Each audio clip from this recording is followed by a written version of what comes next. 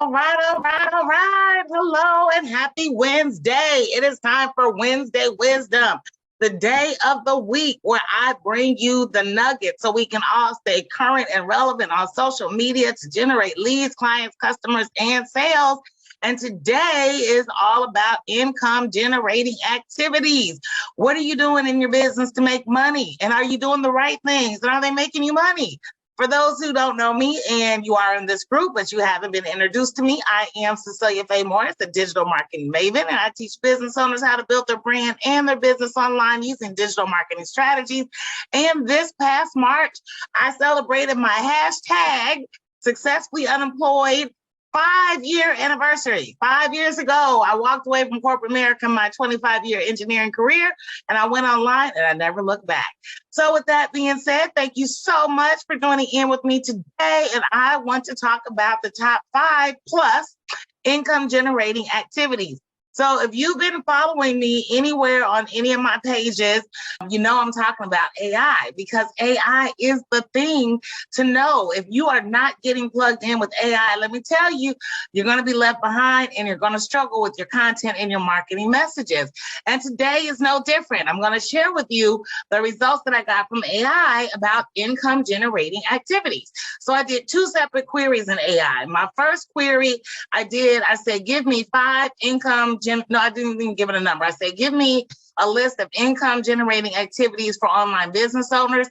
And then I did a second list where I said, give me a list of income generating activities for network marketers. And I was pleasantly surprised about the overlap between the two. So with that being said, so let's talk about these income generating activities. So one of the things that I thought was really, really interesting is having some sort of morning routine. And I was like, well, how can having a morning routine be an income generating activity? So I did my research on it. And you know, the way you start your day has an impact on what happens to you through your day. Now, we can't control the things that happen to us, but we can control the way we react to things that happen to us. And having a positive mindset to start your day puts you well on the way to basically being productive in your business.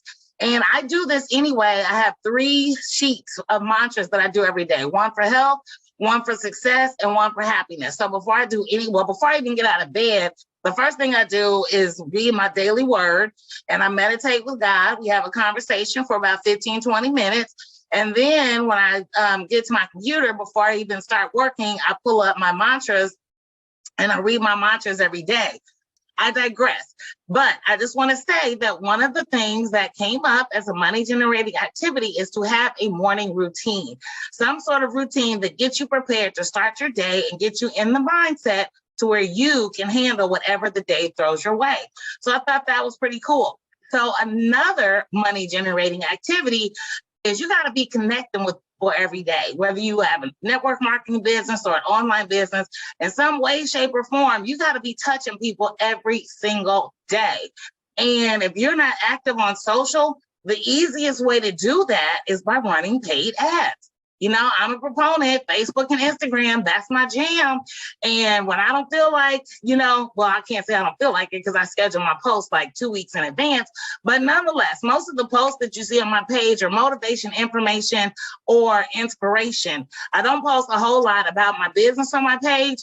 And the reason why is because I have Facebook ads for that. And also the stuff that I do post, when people do respond, then that opens up the door for us to have a conversation. So like I may have on a post, comment productivity if you want my productivity toolkit, or comment chat GPT if you want my chat GPT starter kit. So those are ways that I open up my posts for engagement to start having conversation. But my Facebook ads and my Instagram ads are how I'm touching people every day. In order for people to get whatever juicy carrot I have, they got to give me their name, email, and phone number. And that then opens up the door for a deeper conversation. So what are you doing to touch people every day? One site said you need to be making 3 to 5 new connections a day. Another site said you need to make 2 to 3. How many new connections are you making every single day? That is number 2 of income generating activities. You got to make those connections. Number 3, how are you following up with those connections? It can't be a one and done. You got to have a way to keep those people involved and in tune with you, or else they're going to go somewhere else, right? So it has been said that it takes anywhere from 7 to 21 touches before somebody will pull the trigger to say that they're ready to work with you. What do you have in place to make sure that you are nurturing these new people that have come into your world? For me, I have an email follow-up series where emails go out on a drip campaign every day for 15 days. They get the first email that says, hey, here's that thing you wanted. And then there's 14 other emails. The first 7 go out every single day. The next 5 go out every other day. And the last 3 go out every third day. And that gets me to almost a 30-day window of me interacting with these people. And each of my emails have some sort of call to action to either upsell them on something that they got that's congruent with what I gave them for free, or to schedule a call with me so we can talk about moving the needle forward in the business. So what does your follow-up look like? You even have follow-up in place. If you don't, then that could be why your money, your business is not making any money. So you got to make sure you got to follow up on the people that you connect with. And then the next thing as an income generating activity is, which is so obvious when I say it, you're going to be like, duh, but as obvious as it is, also overlooked. The next one is you got to ask for the sale, okay? So many of us get mousy and shrink into ourselves, and we get really timid when it comes time to asking for the money. And I was working with one of my clients who's a Christian, and she's creating a course for Christian women who are struggling with menopause. And so we were having this conversation about how it is she does womb cleansing. I don't know if you've ever heard of that. I hadn't until I talked to her. But anyway, what we talked about is first you have to educate women on what it is, which means you need to give them something that will pique their interest before you can talk to them about, scheduling a consultation. But more importantly, we talked about her pricing and how for what she's offering, her price she was undervalued in terms of the value that she was giving them. Her price was really, really low. And I don't know if she is indicative of a lot of Christians, but some people, because they're children of God, as we all are, they're like, oh, I shouldn't be making money, or I shouldn't be asking for a whole lot of money. The fact of the matter is that God wants us all to be fruitful, prosperous, multiply. He wants us to have the best of everything. So asking for what you deserve is not going against God. It is asking somebody to pay for the God-given skills and talents that you have. And think of your price as being able to serve someone on a higher level. When I first started my online journey, I was charging people $397 for 7 days of working with me to learn how to create Facebook ads. I needed 8 clients a month just to keep the lights on around here. And if I didn't get my 8 clients a month, and I'm trying to rob Peter to pay Paul, once I raised my price because of the value that I provide, not only did I have to serve less people, but I could serve them at a higher level because I wasn't worried about robbing Peter to pay Paul. I wasn't worried about my cable getting turned off. I wasn't worried about losing my internet services because I'm serving people at a higher level. Then I can command a higher price. I always like to equate how you price your services to my formal education. When I went to Purdue University, I graduated with over $30,000 in debt. When I went to the University of Dayton to get my MBA, I graduated with $70,000 in debt. But each level of success that I achieved educationally translated into money I could ask professionally when I went on job interviews. And the same thing happens with your business. The more you educate and learn how to be the go-to person, the authority in your niche, the more you can charge for your services because you have the skills to back up what it is that you want to do. So ask for the sale. Don't be scared. Don't think of it as, being too much or people aren't going to pay. One of the other lessons I had to learn is let me not let my limiting beliefs be transposed onto someone else. My price is my price, right? And if they can't afford me at this time, it's not for me to lower my price. It's for them to find a way to pay for my services. And I know it can be really hard as online business owners, especially in the coaching space, because you're like, oh, I'm just getting started and I don't want people to leave and go somewhere else cheaper. I heard this really cool statement from a mentor of mine, Kim Walsh Phillips. She said, nobody buys a $7 lobster. So don't you be the $7 lobster. People will pay. The Gucci buyers are out there. You just have to find them. And you find them by providing value and content that's going to resonate with them, because they will see you as their problem solver. So let's take it back from a coaching perspective and talk about it from a network marketing or e-commerce perspective.